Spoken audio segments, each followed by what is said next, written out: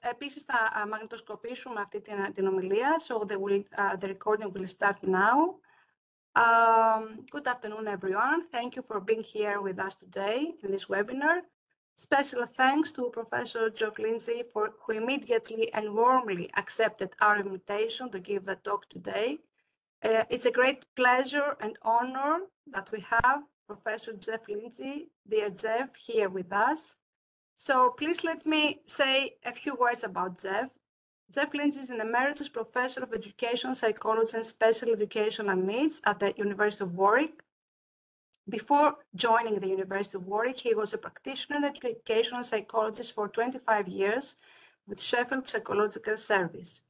He is also a past president of the British Psychological Society and for many years led the BPS initiative to secure the statutory regulation of psychologists. Professor Geoff Lindsay was also a specialist advisor to the House of Commons Select Committee on Education for its consideration of the bill, which subsequently became the Children and Families Act 2014. He is currently Director of Research at School of Education, Learning and Communication Sciences at the University of Warwick and Chief Editor at Frontiers in Education, Special Educational Needs. His main research concerns special educational needs and disability, parenting support, and early intervention, although these three strands interact, and professional ethics primarily of psychologists. He has undertaken over 100 of research studies, more than 80 as a principal investigator. He has published more than 160 papers in referred journals, 10 authored and co-authored, and 14 edited and co-edited books. He has also published more than 80 book chapters and about 140 research reports. Professor Geoff Lindsay first became involved with ethics through his contributions to the European Federation of Psychologists Associations, EFPA, and in particular, he was the secretary and convener of the task force and then standing committee of ethics of the EFPA for about 20 years. Together with other colleagues, they developed the EFPA Meta Code of Ethics, which is applicable to all European Psychological Association members of EFPA. Regarding ethics, in addition to journal and international conference papers on ethics for psychologists, he has co-written the original book with the title Ethics for European Psychologists and the completely revised second edition with the title Ethics for European Psychologists.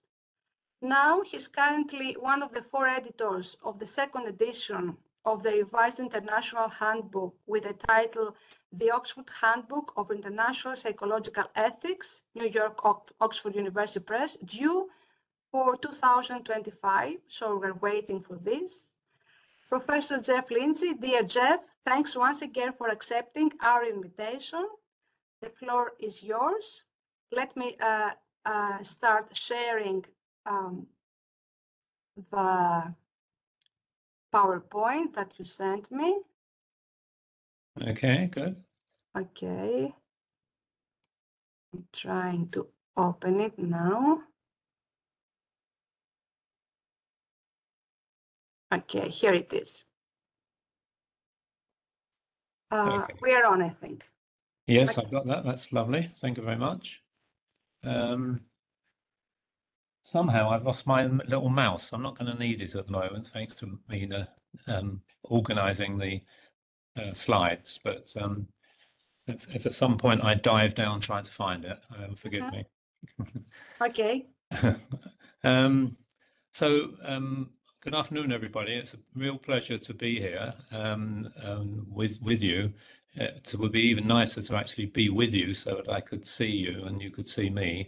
I think we've got used to these remote sessions through COVID, and it's it does bring us all together more easily, but of course that has that drawback. So what I'm planning to do is to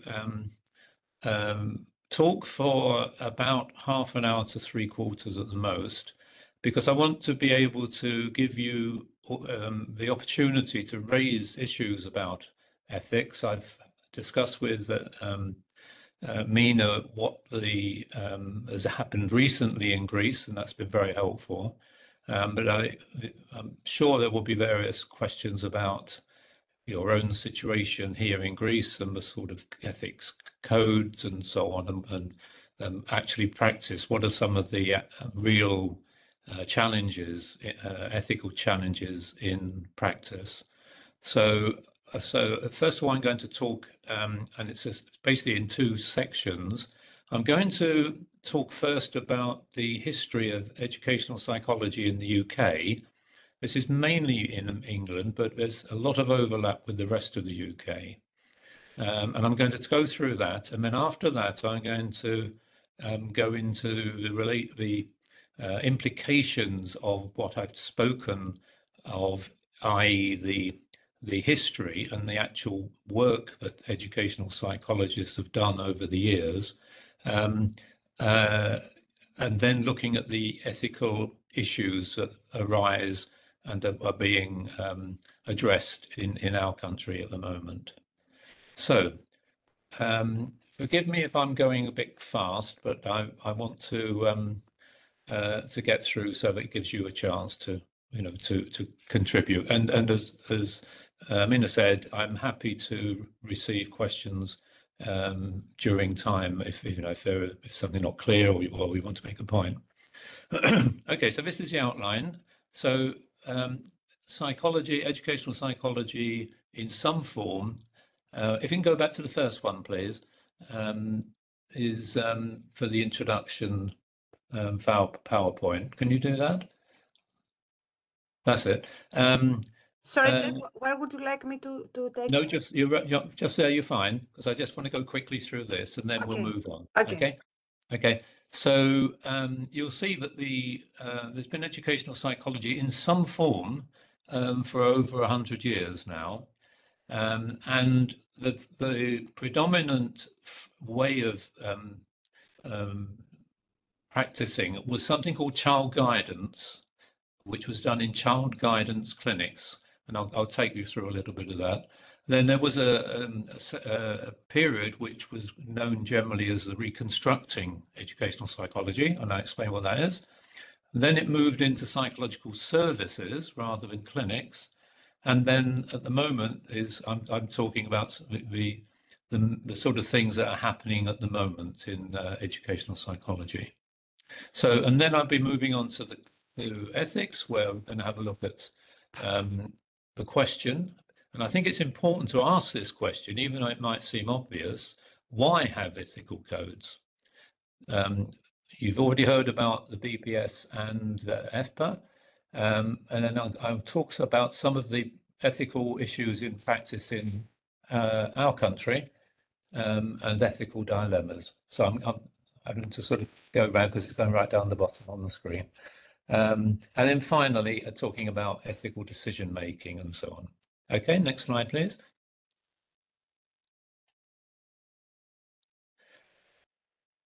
That's it. Okay, so I assume everyone's heard of a character called Boris Johnson. He was the Prime Minister in the UK for a while, and basically he was seen by many as a bit of a rogue. He would lie, and people were very concerned about him. And one of the things he did was that there was something called the Ministerial Code, and when he was Prime Minister, he removed all the references to honesty, integrity, transparency, and accountability. So you can see that not everyone believes in the idea of ethical behavior. It's a kind of truism that in politics people are not ethical anyway, so we shouldn't even be too concerned. It's just the way things are. But that's why that slide's there. It's not that all professions seek to be ethical and to have ethical codes and so on, but there are some that confront it, and there are some that actually don't really want it either. So ethics is in that sense, still a bit of an open question. Okay, next, please.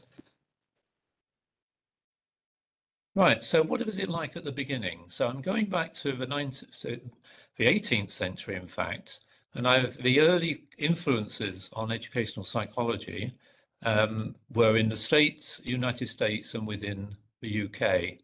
And the first, I've got three kind of foundation strands. One was effectively developmental psychology, really, as we were talking about earlier, Mina.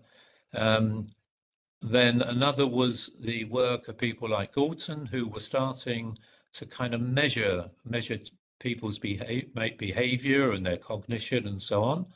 And Cyril Burt was one of the people renowned for that. And the third was this is a later end of the 18th century, was children's crime.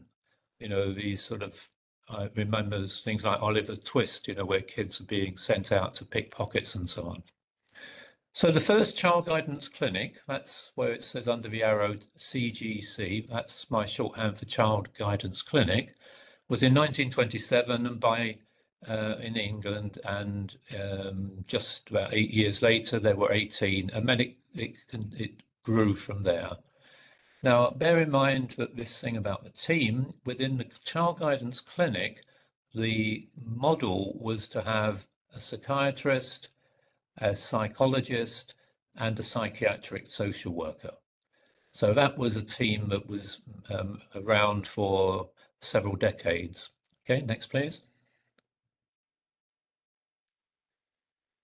Okay, so going through the 1930s, the child guidance clinics were developing and growing more and more and more. But by the time you got to the 1940s, there were a number of concerns coming up. These are just general dates, because there's obviously things, you know, progressing at different ages within the UK. So the first concern was a clinic base. So this was, you know, with those three professionals, and it meant, of course, that all the work was being done within a clinic, not in the community in any sense, but in the clinic. It was a psychiatrist that was in charge, and he or she was normally he at that time, but not always, was the key person in that sense. But by the time you got to the 1940s and during the Second World War, there were some very progressive local authorities, particularly educational, like chief education officers, for example, who were starting to challenge clinic bases. And a guy called Armstrong, and you'll see a couple of times reference to Sheffield, because that's where I practiced for 25 years. He was the chief education officer, and he was actually a very progressive person who comes up a couple of times. Next, please. Okay, so over then into the 50s and 60s, and the local education authorities, as they were called then, started to develop psychological services. So now we're very much more with having educational psychologists as more and more dominant. But the locations across the country tended still to be in these child guidance clinics. And a lot of the work was clinical. It was things like sand trays. When I started, there was a big sand tray in the clinic. You know, one of the ironies we always thought was that in the sand tray were lead soldiers, which, as you all know, what the problems with lead are. And our idea of these little kids playing and sucking on the lead soldiers seemed to be somewhat strange. Anyway, the clinics gradually faded out. At the end of the 1960s, there was a government report called the Summerfield Report, which recommended an increase in educational psychologists. Now, the issue there is, of course, that it was communities and local politicians and the government were seeing that educational psychologists had a very important role. And it wasn't so much in clinics, it was something they were wanting to do, particularly with schools, and to some extent still with parents and children themselves. Also, following the Summerfield report, there was a big, relatively big increase in the number of training courses, training programs. My one was in Birmingham. There were a couple in London, Nottingham, various others, and so on. And at that time, these were one-year training programs. Next, please.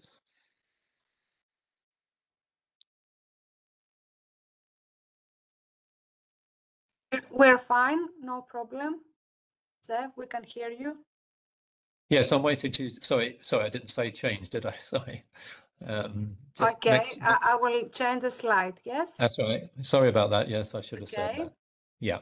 Okay. So moving in round about that time and then into the 80s, there was a massive increase in the number of psychologists, and I would say the quality of the psychologists themselves and the services, because the training was far better.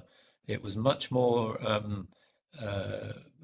both in terms of theoretical psychology, so educational psychologists, and I think this is so similar to you, would be required to have a psychology degree typically to start with, but then they would then go on these educational psychology courses, which at that time, in the very early 70s, were you got a diploma at the end, and then it moved into a master's during the 70s. So the clinics over this time gradually were moving away from having the triumvirate of the psychiatrist, psychologist, and the psychiatric social worker, and moving to having psychological services. And the psychological service is, again, a big point here, is we're moving into the community. And primarily there, I'm talking about the schools, but not entirely. So in the childcare, and the other thing was that the psychiatrist became not the head. So and Sheffield again was very progressive here. So what had been the Sheffield Child Guidance Centre, the psychologist was in charge, and that was his, as he was, the title, the psychologist in charge. Psychiatrists and social workers were moving into health services and social services. Next, please. Okay, so around about this time in Sheffield, where I was started practicing in the 70s, and Sheffield was, as I mentioned, a very progressive authority, leading the way, particularly as one of the groups, we weren't the only ones, who were trying to challenge the traditional clinical approach and moving into the community in various forms. And there's a book there which is well worth seeing. I think it's still available, being repressed even now, called Reconstructing Educational Psychologists. It's a book of about 10 chapters of different ways about what was meant by that, what was coming instead. Okay, so there were also research critiques of the effectiveness of clinics, and over this period, educational psychologists became embedded in the local authorities and key officers in the system. And again, an important point, because now instead of you just being in some kind of off-piste clinic, people are either in the education department or linked in functionally. And the work was now much more in the communities, especially schools and educational settings. But there was still some clinical work going on, some therapy and so on, which was very useful. and recognized, but was not seen as the dominant mode of delivery. Okay, next please. So now we're looking at a much greater focus on the context and environment. Within the child guidance movement, it was very much about the child, very much within child issues or within families.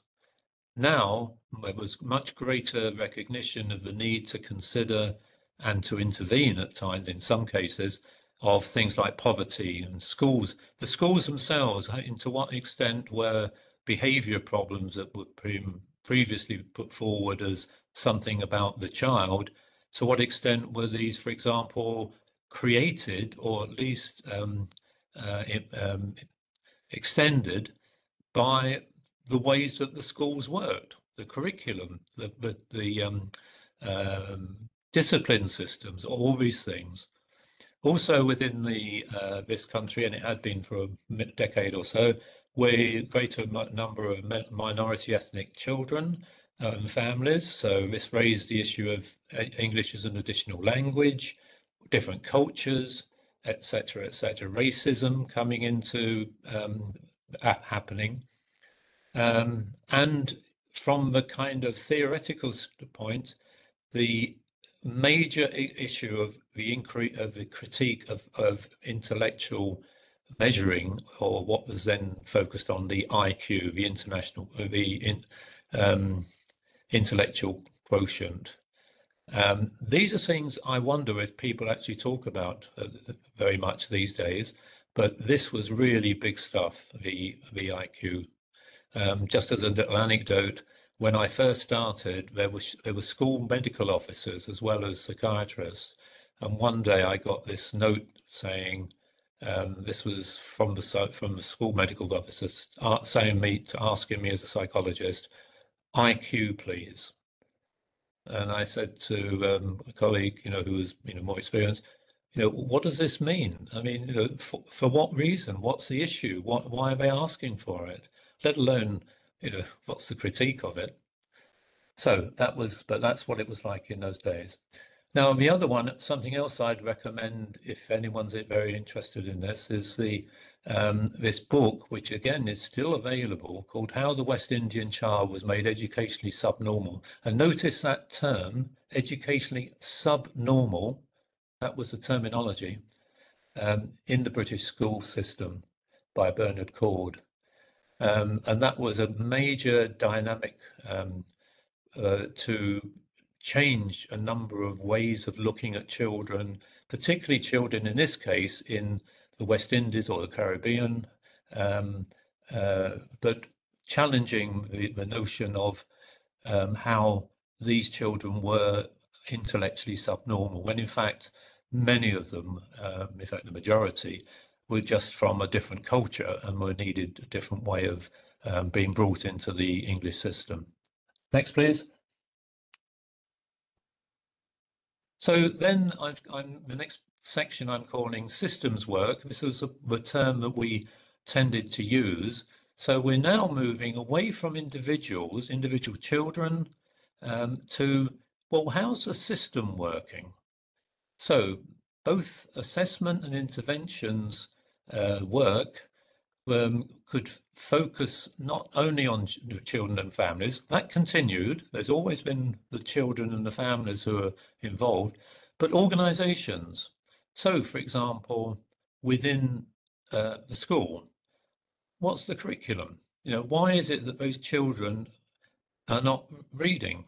Again, when I started, one of the big issues was teachers saying, this child can't read.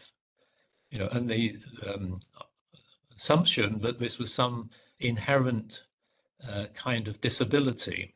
In other words, kind of what fueled the notion of dyslexia as something which was within the child, which of course there can be very significant issues, but also if the teacher's teaching in certain ways, they may not be doing a very good job. So curriculums, pedagogy, behavior policies, etc. not only with schools, I mentioned, but also with the local authority. I did research for the local authority. Other people have as well, and and throughout this period.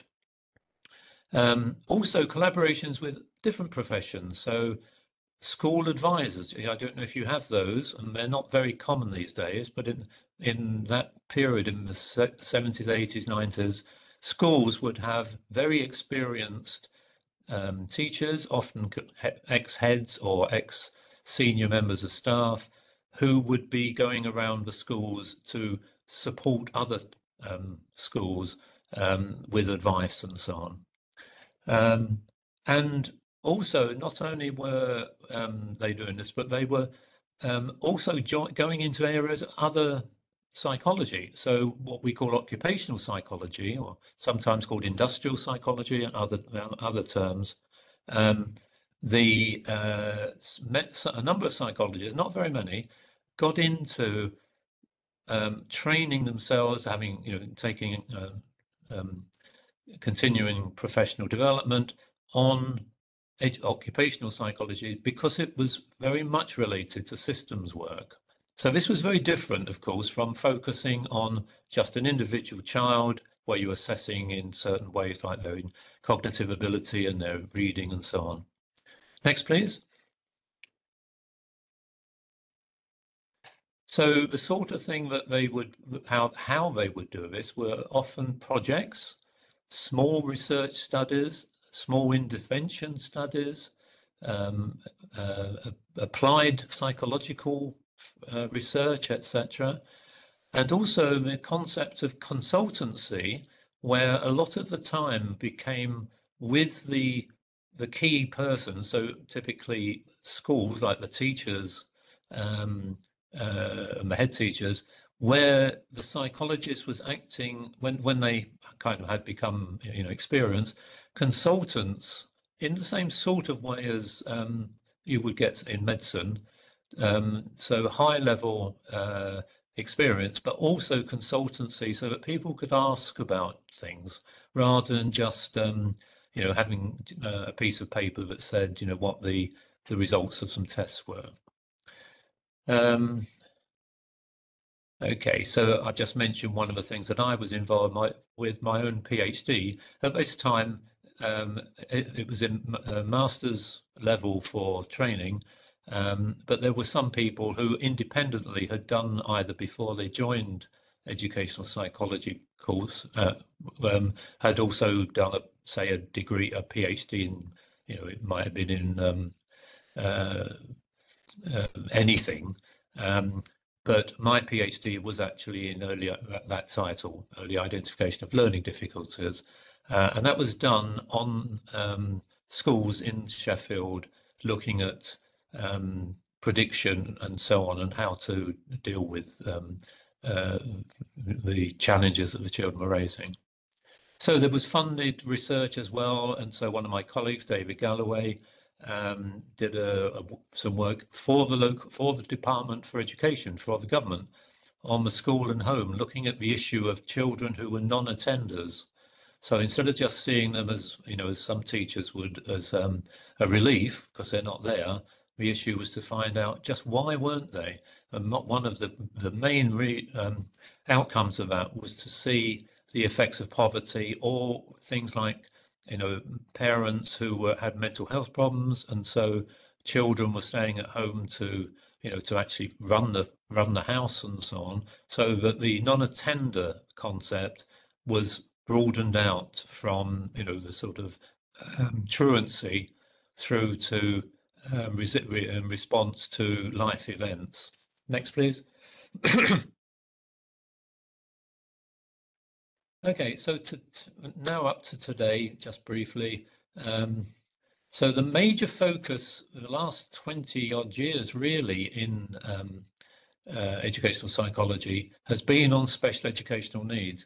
It's often seen as almost kind of the same as what educational psychologists do. And it was in the early days, in the 70s, that early in that time.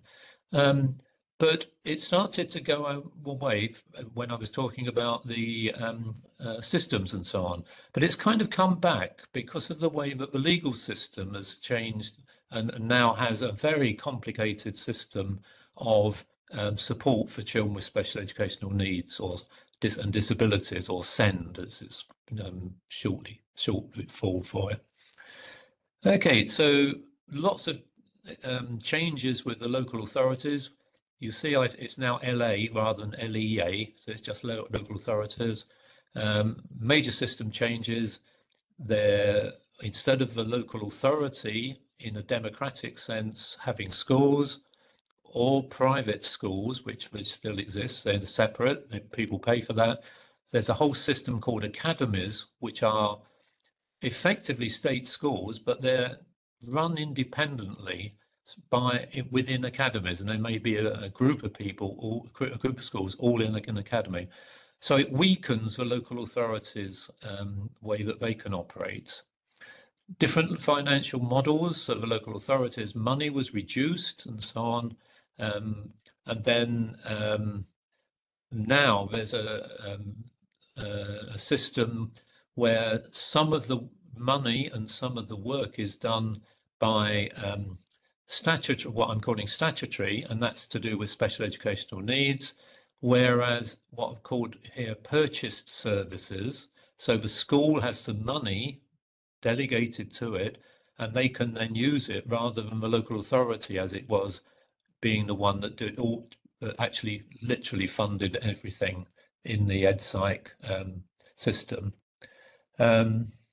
But now the other side of this, from this sort of era, educational psychology in the UK is a doctoral level profession. It's a 3-year doctorate, not a PhD, but a doctorate that has both theoretical research and also substantial practical elements. And I think the third year is very largely in practice. We're going back every so often to the university. Next, please.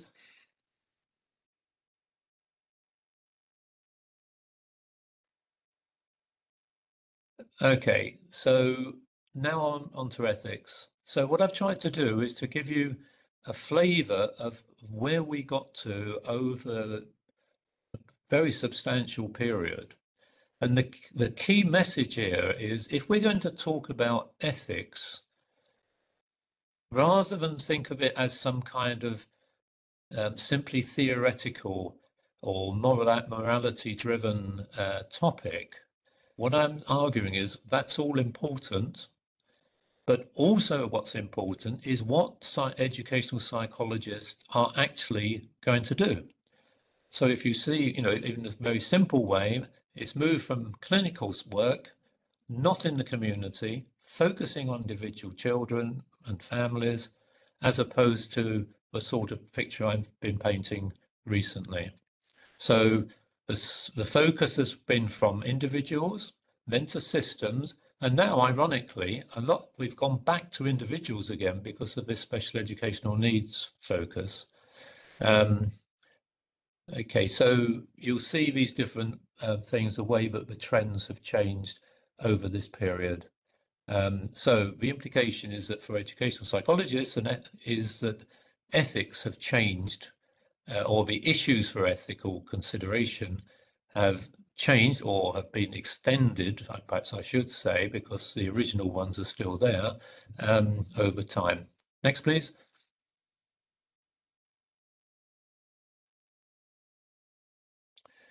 Okay, so I'm going to do this very quickly. These are some of the sort of questions that I do with when I'm training educational psychologists. So, this is the sort of thing I'd ask them to be thinking about, and not just accept that, that you must have an ethical code because it's obvious. So there are different ways of looking at this. There's the moral position coming out of philosophy and so on. But there is also the issue of professional status, because it tends not to be mentioned because it's seen as kind of self-aggrandizement. But professional status all the main professions, the traditional professions, medicine, law, etc., is a high status. Having an ethical basis in there somewhere is an aid to that. So it's not cynical, but it's just to say, well, actually, this is part of what the reason for the benefit. But of course, the main things are to do with regulating practice for public good, but also, as I say, could be some sort of benefit for the professionals. Next, please.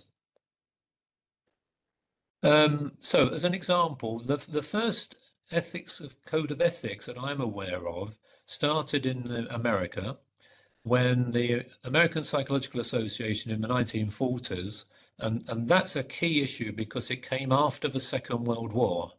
And many of you will know, if not everybody, the whole issue about the Nazis and the horrific things that they were doing, and the Nuremberg trials. If you don't know them, it's worth just finding out about them.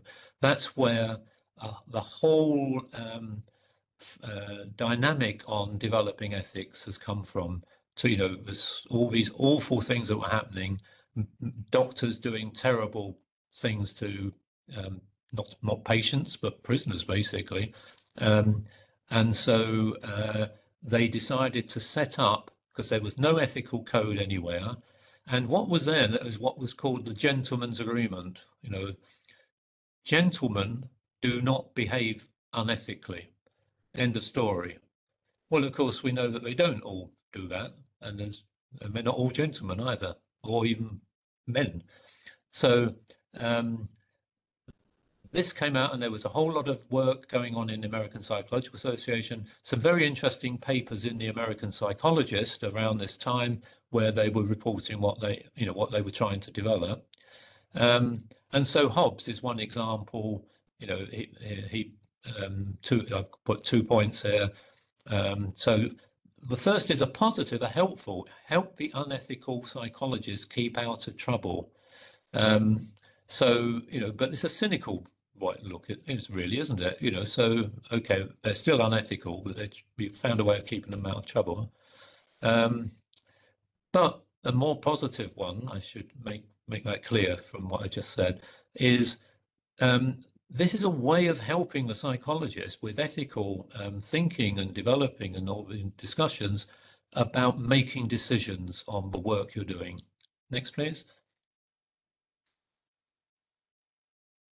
But while one of the papers that was in this collection is by a guy called Hall, and the paper was called Crooks, Codes and Cant, which is a sort of hypocrisy. And he actually argued against an ethical code. And this is what he said.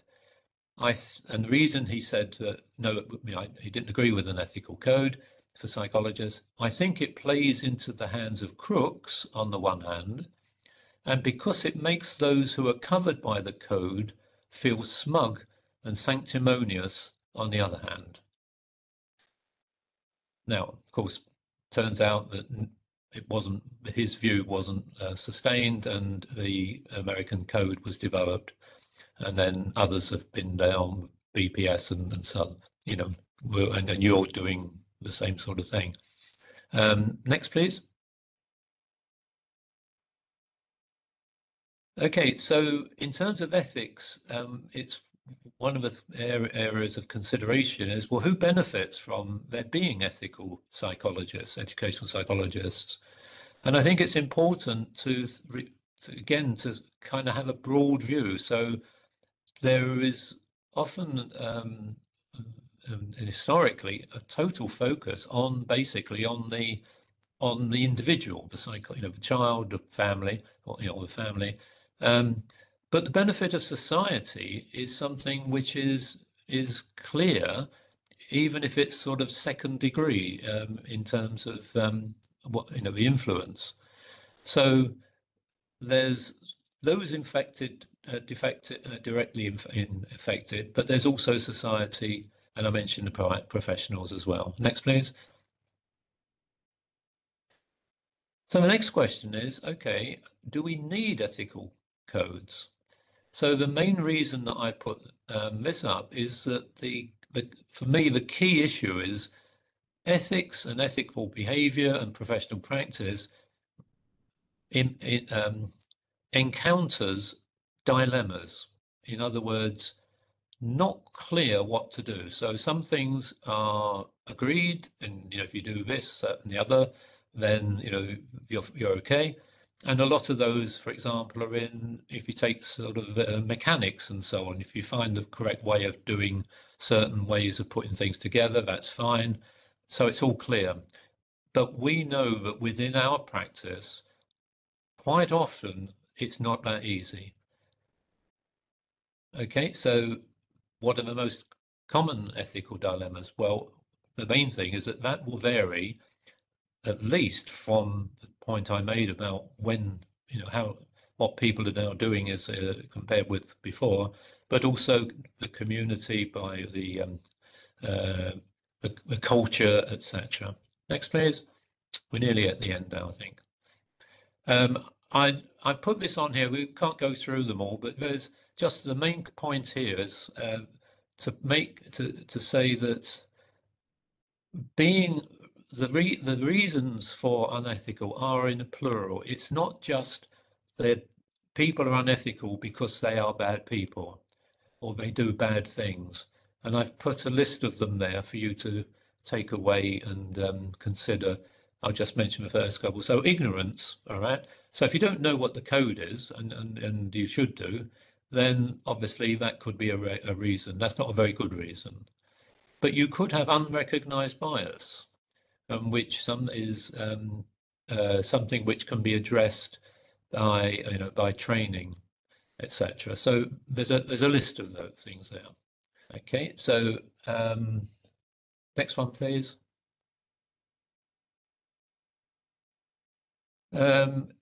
I think some of you already know about the way that the codes have developed, as I mentioned, from the 1940s, from the Americans, and in the 50s, I think it was, for BPS.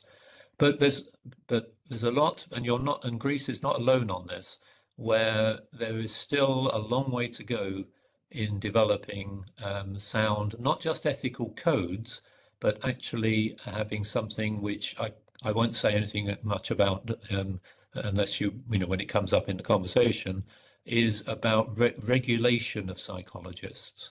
Who can practice as an educational psychologist. So the national codes, from different countries, like the one that you've been looking at with this from ISPA, but also the supranational codes. So the FPA meta code that Mina mentioned, that I was involved in developing, was to apply to every single member country or member association for FPA, and that's progressed, with various ways that they've developed now. But the meta code was developed not for the individuals, like this is what the psychologist should do or shouldn't do. It was the meta code. It's called a meta code because it's the code that sets out what the associations, psychological associations, what they should have in their codes. So it's a kind of different way of looking at it. And then there are cross-professional. But what in the UK now, educational psychologists, along with all the practitioner psychologists, the clinicals, the occupational, the forensics, etc., are all registered with that HCPC, that official government body which regulates the profession, and the code is the same for all those professions. So speech and language therapists, physiotherapists, etc., we've all got the same code, a code of ethics and behavior. So it's a slightly different way of looking at it. Okay, next one, please. Okay, so the BPS Code of Ethics and Conduct, this is its latest version. It's gone through several recently, and I mentioned how it originally came out of the meta code.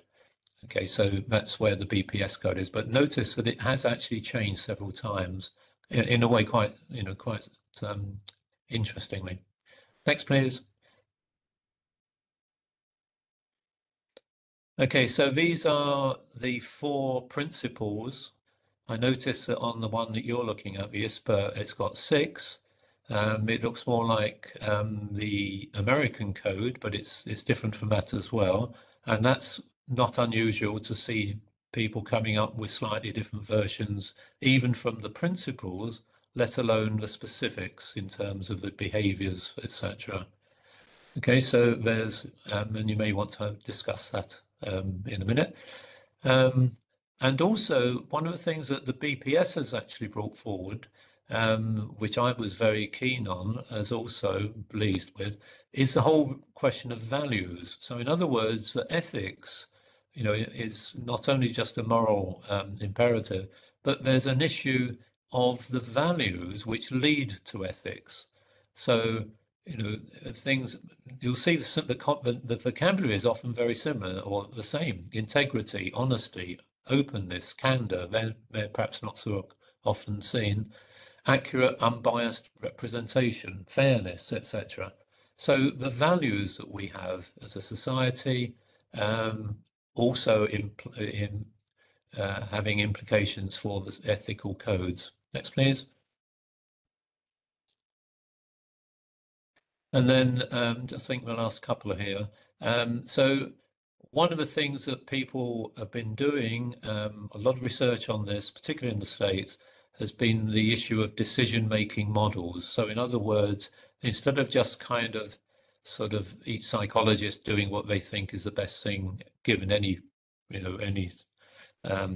situation based on their training and so on, that people have tried to develop specific decision-making models, and you'll see some here. This is one that I developed on the basis of the Canadian Psychological Association model, and it goes backwards. So identify all affected, identify all relevant issues, consider your own personal biases, etc., before you get on to some of the more obvious ones, elements to do. Okay, next please.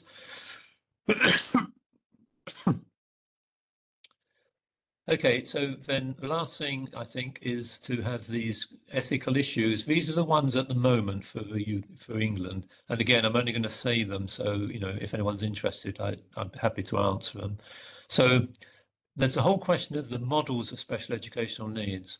I think largely where in the UK and many other places, so we've moved from the medical and even the social much more to an interactive model of special educational needs, often called the biopsychosocial model.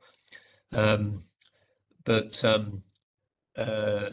ironically, as we're moving to that model in psychology, i.e., it's not just your physiology, it's not just your internal personal characteristics, it's also to do with your histories and so on. We've got this great move, which has happened every so often in waves, to pathologize children, and people and parents seek this to be, for example, called autistic, or to be said to have ADHD and so on.